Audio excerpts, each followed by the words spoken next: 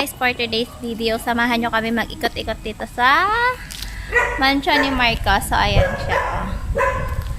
So, pangalawang beses na akong pumunta dito. So, the last time na pumunta ako dito is pandemic.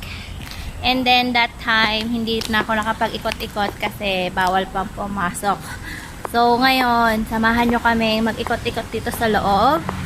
So, tingnan natin kung ano ang meron dito sa loob ng bahay ni Marcos. So, ayan siya, guys. Tcharan!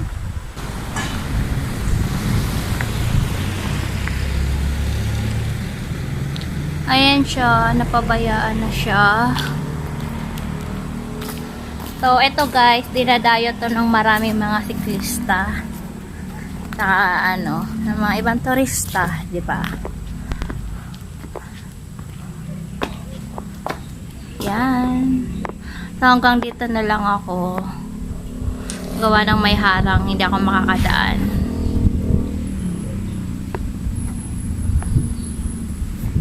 Grabe, ang laki niya, oy. So, dito naman tayo sa kabilang side.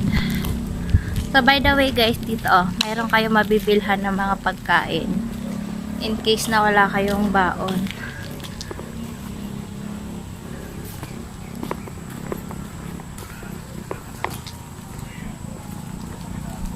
Wow.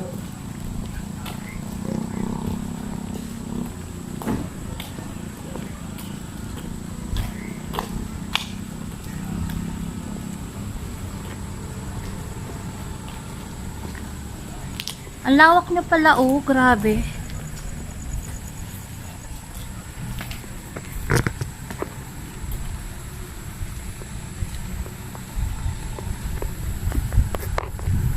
Sobrang lawak niya. So, doon naman tayo sa kabilang building. Silipin natin dito sa loob.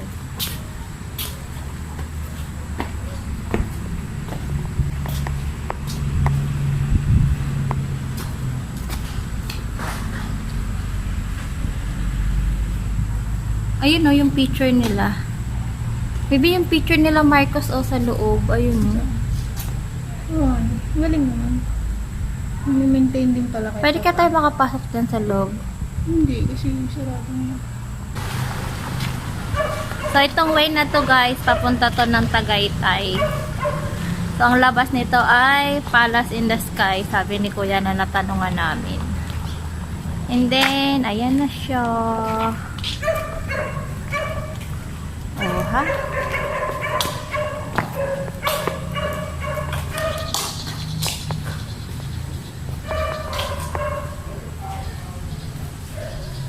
Ang galing, no? Ang tagal na neto pero hindi siya nabubura. Pero ano?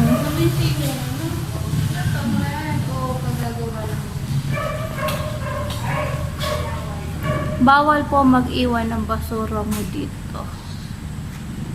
Yan. So, eto pa.